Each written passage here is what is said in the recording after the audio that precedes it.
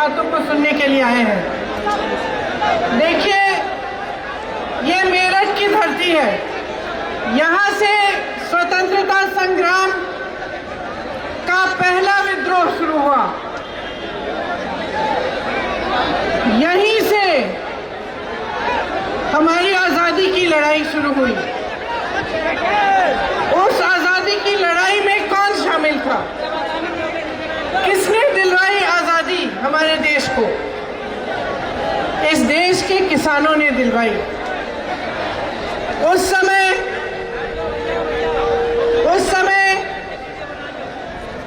हजारों किसान आंदोलन में जुटे, बहुत लोग शहीद हुए और बहुत हिम्मत से उन्होंने लड़ाई लड़ी। क्यों लड़ी थी ये लड़ाई? इसलिए कि जो अंग्रेजी साम्राज्य था वो किसानों को शोषित कर रहा था। अंग्रेजी कंपनी के लिए लगान वसूल की जाती थी और जो किसान की मेहनत थी उसकी कमाई उसको मिल नहीं पाती थी। आज इसी तरह से भाजपा की सरकार भी किसानों का शोषण कर रही है। 3 ऐसे कानून लाई है जिससे आपकी जो कमाई है वो आपको ठीक ढंग से नहीं मिल पाएगी। आप अच्छी तरह जानते होंगे कि ये 3 कानून क्या है। सबसे पहला कानून बड़े बड़े उद्योगपति खरबपतियों को जमाखोरी की इजाजत देता है। वो कितना भी जमा करे, कब करे, कितने समय के लिए करे, आपको कितने दाम पर बेचे, सब उन्हीं पर निर्भर है। ये है पहला कानून। दूसरा कानून भी बड़ा दिलचस्प बनाया है। उन्होंने कहा है कि प्राइवेट मंडियां खोल सकते हैं, प्राइवेट मंडियों में कोई टैक्स नहीं लगेगा और सरकारी मंडियों में टैक्स लगेगा। तो अगर ऊपर से देखें तो लगता है कि अच्छा ही है, प्राइवेट मंडियां खुलेंगी, किसानों की सुविधाएं बढ़ेंगी। लेकिन असलियत क्या है कि अगर आप सरकारी मंडी में टैक्स लेंगे और प्राइवेट मंडी में नहीं लेंगे तो आस्ते आस्ते सब प्राइवेट मंडी की तरफ जाएंगे। इसका मतलब क्या है कि आस्ते आस्ते सरकारी मंडियां बंद हो जाएंगी। लेकिन प्राइवेट मंडी और सरकारी मंडी में जो फर्क है वो एमएसपी का फर्क है, न्यूनतम समर्थन मूल्य। सरकारी मंडी में यह तय है कि आपको न्यूनतम समर्थन मूल्य मिलना चाहिए। प्राइवेट मंडी में ऐसा कुछ नहीं होगा। तो आप सोच सकते हैं कि कुछ समय बाद तमाम प्राइवेट मंडियां खुलेंगी, सरकारी मंडियां बंद हो जाएंगी और आपको न्यूनतम समर्थन मूल्य मिलना बंद हो जाएगा। अब तीसरा कानून सुनिए। तीसरे कानून में ये लिखा है कि अगर कोई बड़ा खरबपति आए और आपके साथ सौदा करे तो उसको इजाजत है कि वो आपके गांव आ जाएगा और वो कहेगा कि ये आप 10 किसान हो, आप मेरे लिए गन्ना उगाओ और मैं इस गन्ने के लिए 500 रुपये आपको पर क्विंटल लूंगा। ठीक है, आपने उसके साथ सौदा किया, आपने गन्ना उगाया, पूरी आपने मेहनत डाल दी उसमें, आपका गन्ना उग गया। आप उस खरबपति के पास चले गए, आपने कहा था कि मेरा गन्ना आप खरीदेंगे 500 रुपये में। अच्छा, अब ये कानून कहता है कि अगर वो खरबपति उस सौदे को करने के बाद मना कर दे, वो कह दे नहीं चाहिए आपका गन्ना, 500 रुपये नहीं, मैं 150 रुपये दे रहा हूँ, लेना है तो लो, नहीं तो जाओ, तो उसको ये इजाजत है, वो ये कर सकता है। क्यों?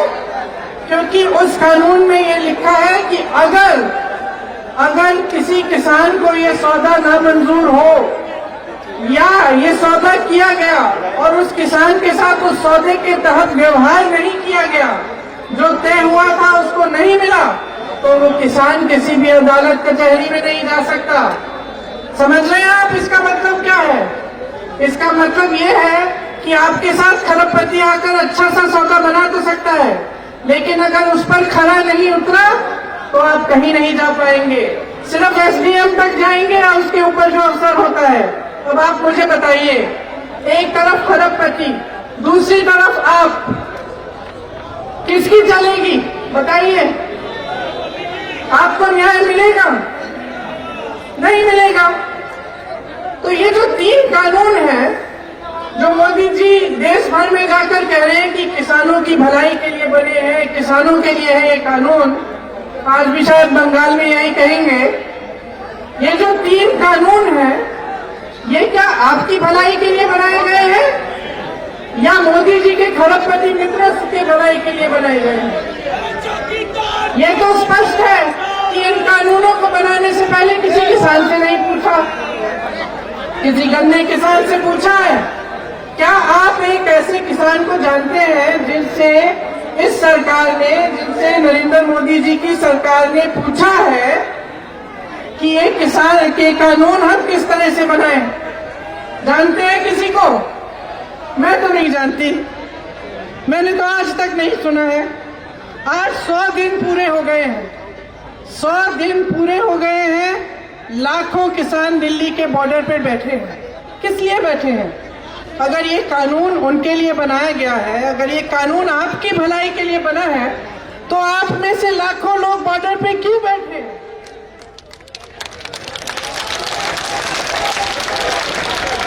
और देखिए देखिए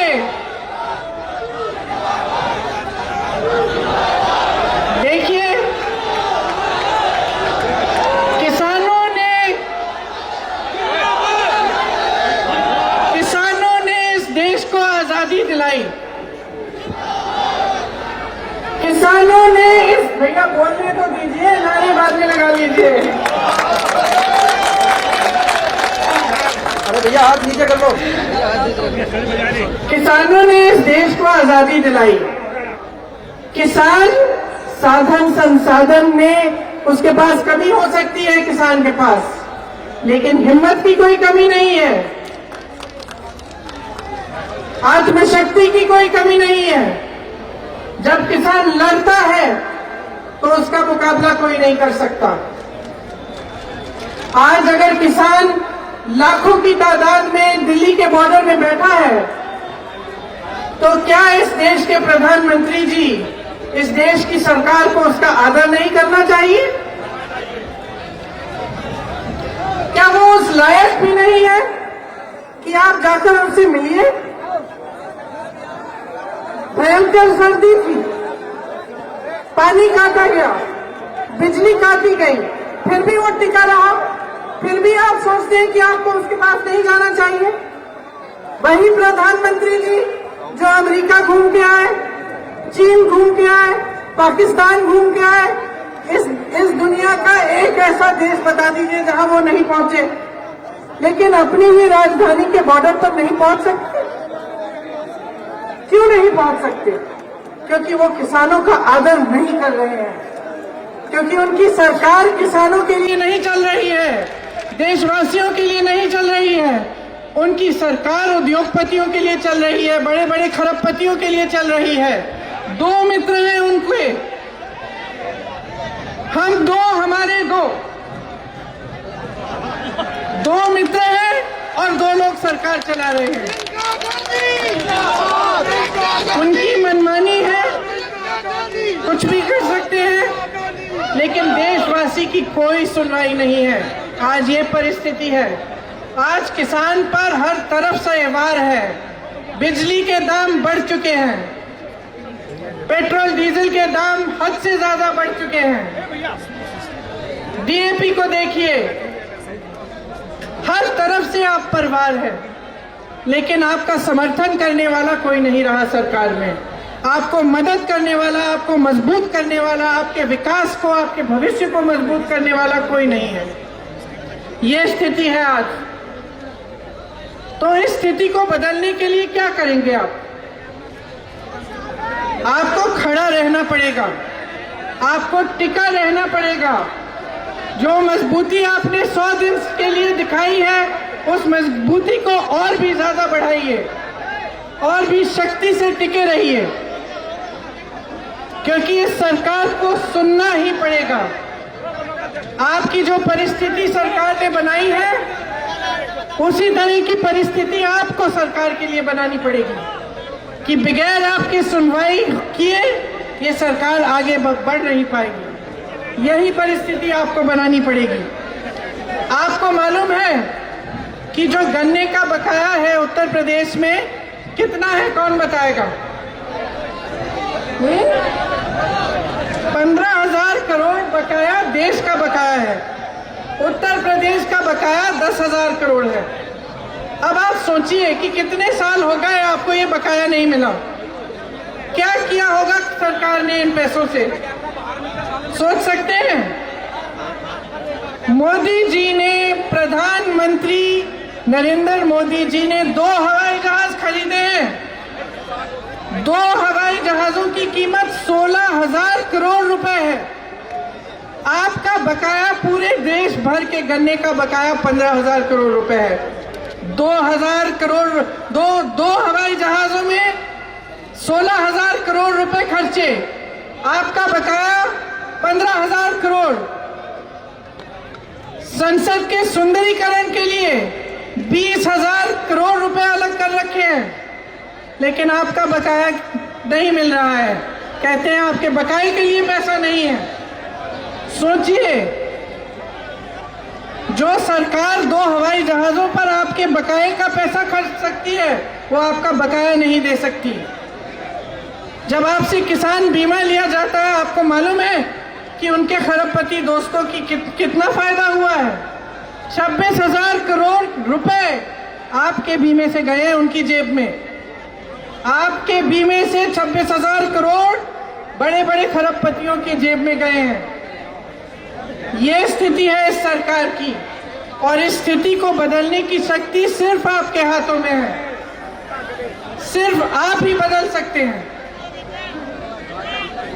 आपने अब कई सालों से इन सरकार के जुल्म सह लिए हैं।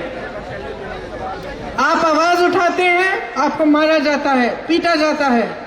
215 किसान शहीद हुए। मेरे भाई राहुल गांधी जी ने संसद में सिर्फ ये कहा कि 215 किसान शहीद हुए हैं, हम सबको खड़ा होना चाहिए, 2 मिनट का मौन रखना चाहिए। आपको मालूम है कि इस सरकार का एक भी सांसद खड़ा नहीं हुआ, बैठा रहा, हंसे वो। बाकी विपक्षी दलों के सारे नेता खड़े हुए, मौन रहे 2 मिनट के लिए। क्यों? क्योंकि आपका आदर करते हैं। लेकिन प्रधानमंत्री मोदी जी ने आपका मजाक उड़ाया, तरह तरह के नाम कहलाया आपको। भरे संसद में ये कहा कि किसान को उल्टी सीधे शब्दों से कहा कि किसान आंदोलनजीवी है। क्या होता है आंदोलनजीवी? परिजीवी है कहा। आप सब समझते होंगे अच्छी तरह की परिजीवी क्या होता है। तो आप सोच सकते हैं कि एक देश के प्रधानमंत्री किसानों का आदर नहीं करते, लेकिन उसके बजाय उसको परिजीवी कहते हैं। तो आपको अब समझना पड़ेगा कि ये जो सरकार है, ये आपके पक्ष में काम कर रही है कि आपके हित के खिलाफ काम कर रही है। तो आपको समझना पड़ेगा कि जब आपने ही इस सरकार को शक्ति दी है, नेता आपने बनाए हैं, प्रधानमंत्री जी पर भरोसा करके आपने उनको वोट दिया, आपने उनको मजबूत बनाया, तो अब समय आ गया है कि आप जागें और इस सरकार के खिलाफ जिस तरह से आप आंदोलन कर रहे हैं दिल्ली के बॉर्डर पर, उस तरह से गांव-गांव में आंदोलन करिए और खड़े हो जाइए अपने हक के लिए। अपने हक के लिए गिड़गिड़ाइए मत, अपना हक मांगिए, मजबूती से मांगिए, पूरी शक्ति से मांगिए। और मैं आपसे कहने आई हूं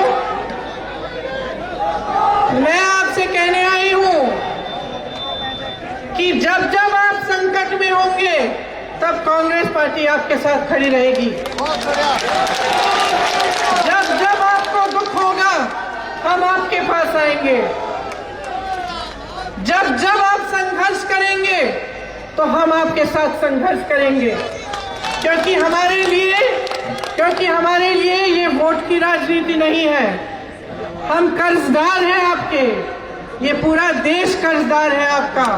आप देश के अन्नदाता हो, इस देश की आत्मा हो। हम आपके कर्जदार हैं।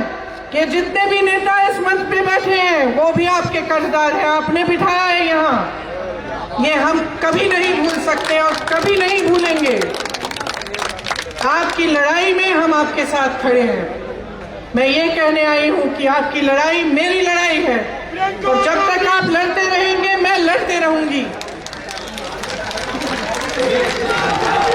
मुझ में जितना दम है, जब तक जीवन है तब तक मैं आपके लिए लड़ती रहूंगी। हिम्मत मत हारो,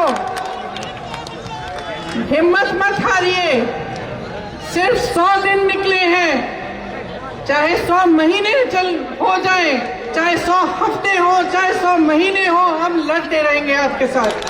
जब तक ये सरकार मानेगी नहीं, जब तक ये अपने काले कानून वापस नहीं लेगी, तब तक हम आपके साथ खड़े रहेंगे और आपके संघर्ष में आपके से कंधे मिलाकर संघर्ष करेंगे। आप सबको बहुत बहुत धन्यवाद। मेरी बातों को आपने इतना ध्यान से सुना, और एक बार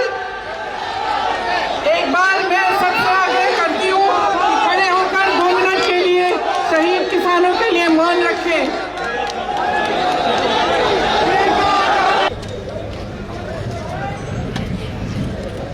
जय जवान, जय किसान, जय जवान, जय किसान, जय जवान, जय किसान, जय हिंद, जय भारत, जय हिंद, जय भारत, जय हिंद, जय भारत।